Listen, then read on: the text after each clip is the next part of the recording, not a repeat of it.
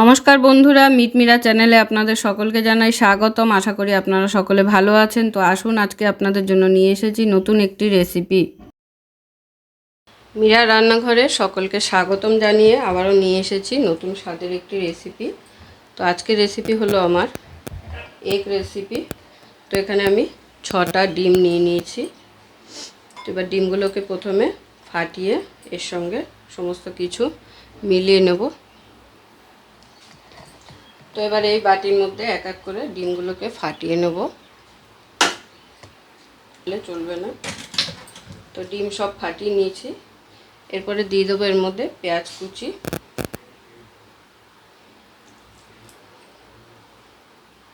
পেঁয়াজটাকে সুন্দর চপ করে কুচিয়ে নিয়েছি।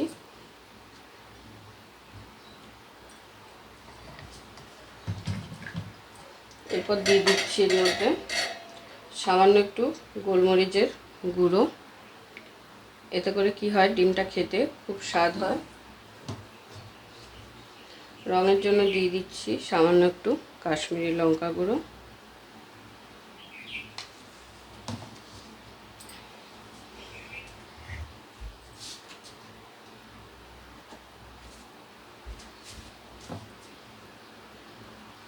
দিয়ে দিচ্ছি হলুদ গুঁড়ো আর পরিমাণ মতো লবণ।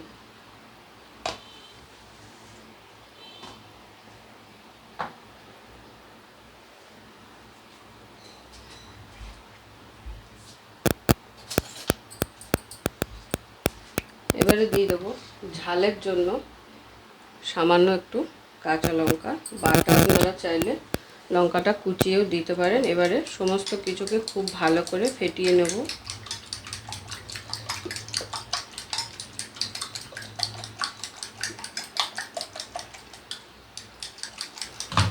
ফেটিয়ে নেওয়া হয়ে গেছে। এবার চলুন এগুলোকে ভেজে ফেলবো। তো আজকে ডিমটা ভাজবো এই সরাটার মধ্যে। এটাকে আমরা সরা বলি, আর এটা ননস্টিকের সরা আছে। তো এটার মধ্যে ডিমগুলোকে সুন্দর করে ভেজে নেব।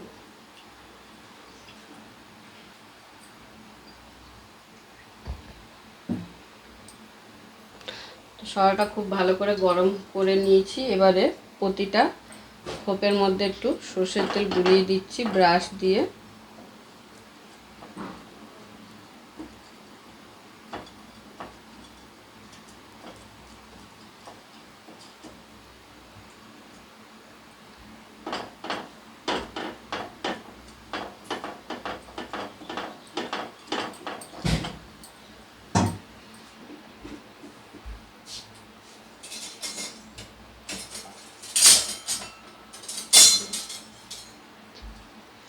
এরপরে কি করব, যে ডিমের পেস্টটা তৈরি করেছি সেটাকে অল্প অল্প করে এর মধ্যে দিয়ে দেবো।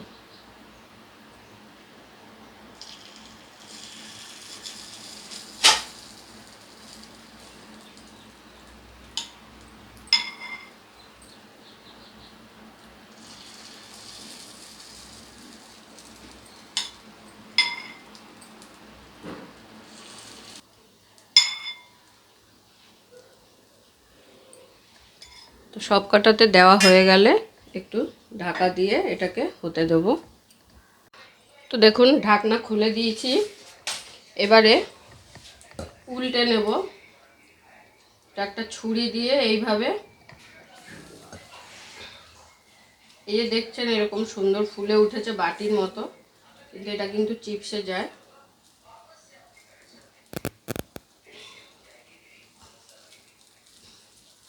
উল্টে দিয়ে উল্টো দিকটাও সেমভাবে ভেজে নেব।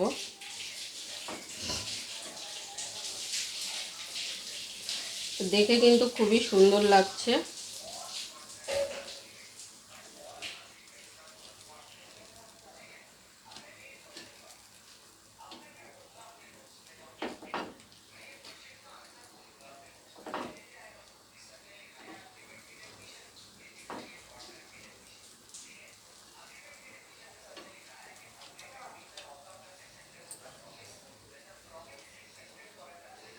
তো এই পিঠটা কিন্তু বেশি ভাজবো না, হালকা একটু ভাপ দিলেই হয়ে যাবে। তো অলরেডি এটা কিন্তু এই পিঠটা দেখুন চিপসে গেল। একটা তুলে দেখিয়ে দিই, এই যে বাটির মতো হয়েছিল সেটা কিন্তু চিপসে গেল।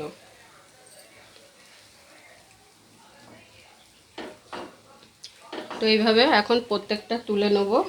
ওর উল্টো পিঠটাও হালকা ভাপ দেওয়া হয়ে গেছে।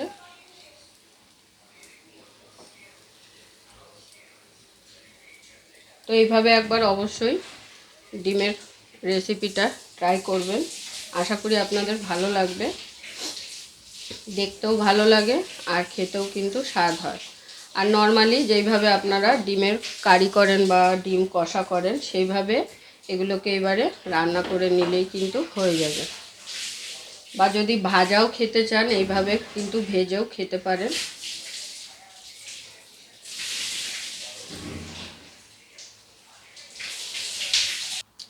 তো একবার আপনাদের দেখিয়ে দিই, দেখুন দেখতে কিন্তু অসাধারণ লাগছে, যখন এটা রান্না হবে তখন কিন্তু আরও সুন্দর লাগবে দেখতে। তো এই ইচ্ছা করলে এইভাবে আপনারা ভেজেও খেতে পারেন। তো দেখুন সমস্ত ডিম তো আমার ভেজে নেওয়া হয়ে গেছে। এবারে আমি তরকারিটা করার জন্য কড়াই বসিয়ে দিয়েছি আর কড়াইতে দিয়ে দিচ্ছি সর্ষের তেল। এবারে আমি রান্নাটা শুরু করব।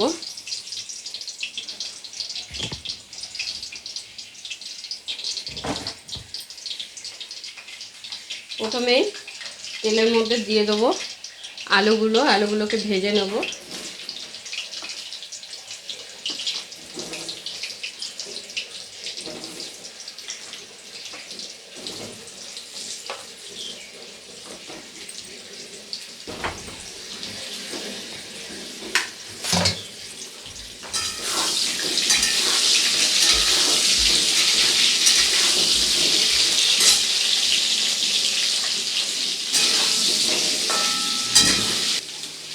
আলুগুলো হালকা তেলের মধ্যে নেড়ে চেড়ে নেওয়ার পরে এখানে দিয়ে দেবো সামান্য একটু নুন, যাতে আলুটা তাড়াতাড়ি একটু নরম হয়ে যায়। আর দিয়ে দিচ্ছি সামান্য একটু হলুদ গুঁড়ো, যাতে আলুর কালারটা সুন্দর হয়।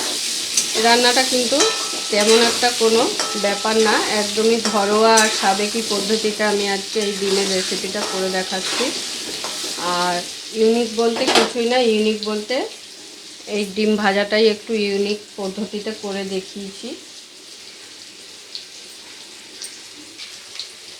তো দেখুন আলুগুলো লাল লাল করে ভেজে নেওয়া হয়ে গেছে। এবারে আলুগুলোকে আমি তুলে নেব।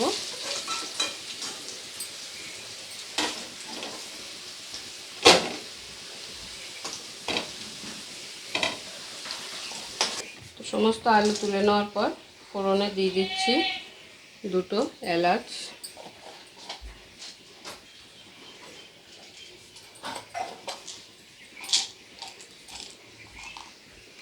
দুটো লবঙ্গ,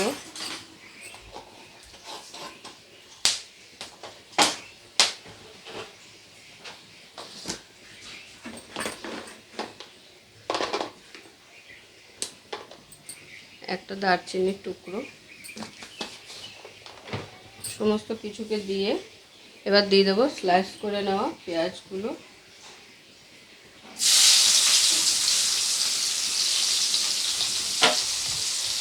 আর সঙ্গে দিয়ে দেবো কিছুটা কোচানো পেঁয়াজ।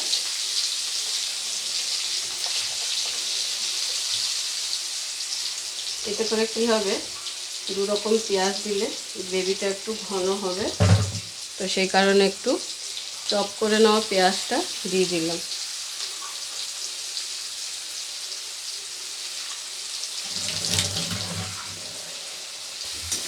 এরপরে পেঁয়াজটাকে কিছুক্ষণ ভেজে নেব, যতক্ষণ না পেঁয়াজের কাঁচা গন্ধটা চলে যাচ্ছে।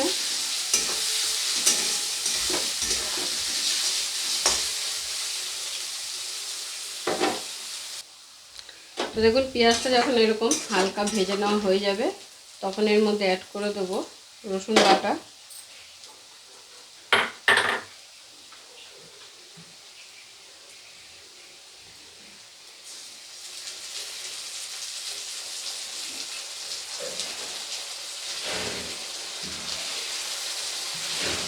রসুন বাটাটা দিয়ে আগে কিছুটা সময় পেঁয়াজের সাথে খুব ভালো করে ভেজে নেব, কারণ রসুনের কিন্তু খুব উগ্র একটা গন্ধ থাকে। তো সেই গন্ধটা যাতে কেটে যায়, পেঁয়াজের সাথে খুব ভালো করে ভেজে নিচ্ছি।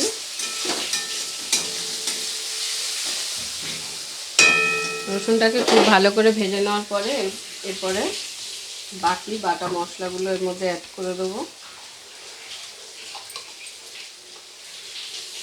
দিয়ে দিচ্ছি কাঁচা লঙ্কা বাটা,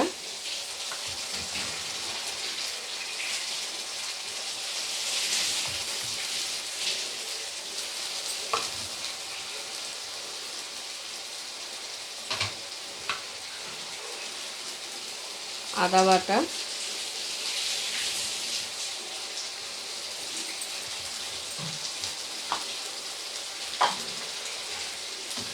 এরপরে সমস্ত কিছুকে একসাথে খুব ভালো করে কষিয়ে নেব।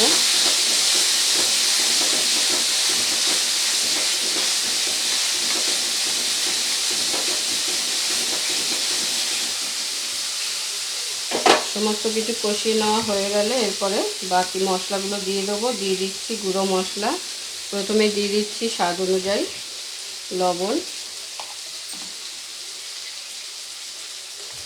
হলুদ,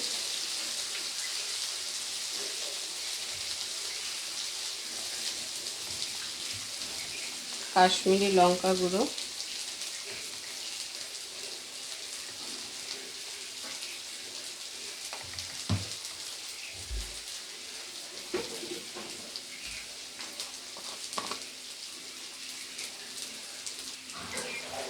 দিয়ে দিচ্ছি জিরে গুঁড়ো,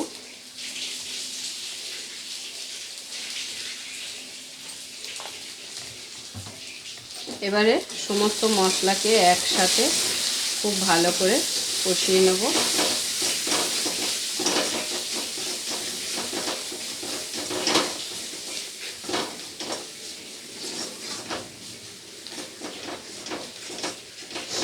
সমস্ত মশলাকে একসাথে এইভাবে কষিয়ে নেওয়ার পরে এখানে দিয়ে দেবো টমেটো। টমেটোটা আমি কুচিয়ে নিয়েছি।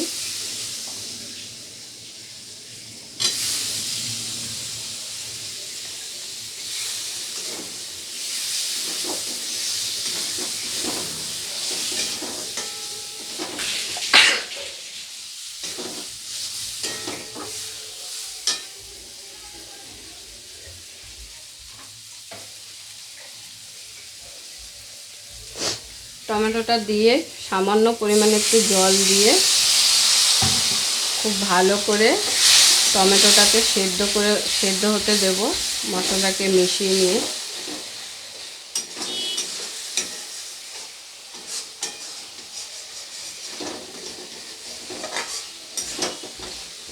এবার টমেটোটাকে সেদ্ধ হতে দেবো, আর এই সময় গ্যাসের ফ্লেমটাকে একটু লোতে করে দেবো, যাতে খুব ভালোভাবে টমেটোটা সেদ্ধ হয়ে যায়।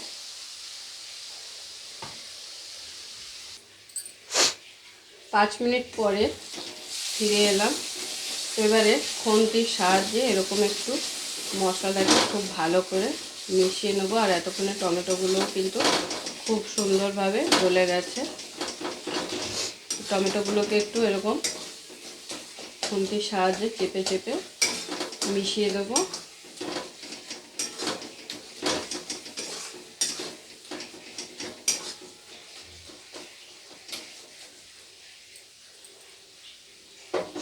এরপর এখানে অ্যাড করে দেবো ভেজে রাখা আলুগুলো। আলুটা দিয়ে খুব ভালো করে মশলার সাথে কষিয়ে নেব।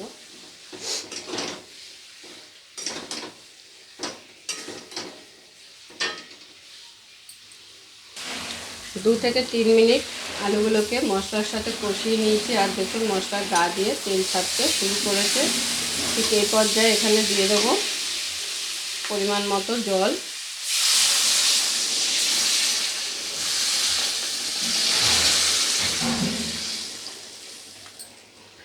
জল দিয়ে খুব ভালো করে মিশিয়ে দেবো জলের সাথে।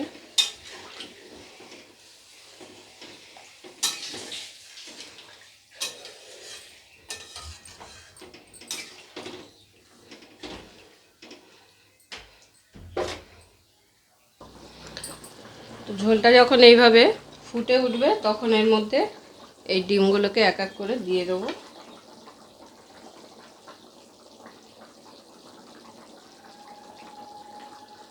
কারা কারা এখনো পর্যন্ত এইভাবে ডিমের পিঠা ডিমের কষা খাননি অবশ্যই কমেন্ট করে জানাবেন। আর যারা যারা এখনো পর্যন্ত এইভাবে খাননি তাদেরকে রিকোয়েস্ট করব একবার অবশ্যই এইভাবে ট্রাই করতে, খুব সুন্দর লাগে খেতে।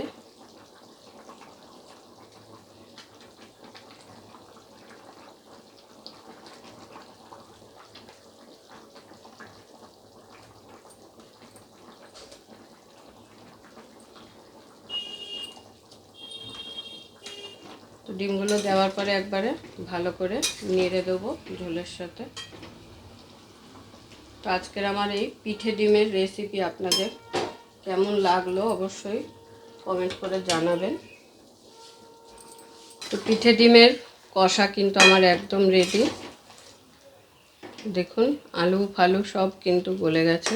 এই যে এবারে আমি এটাকে গরম গরম সার্ভ করে নেব।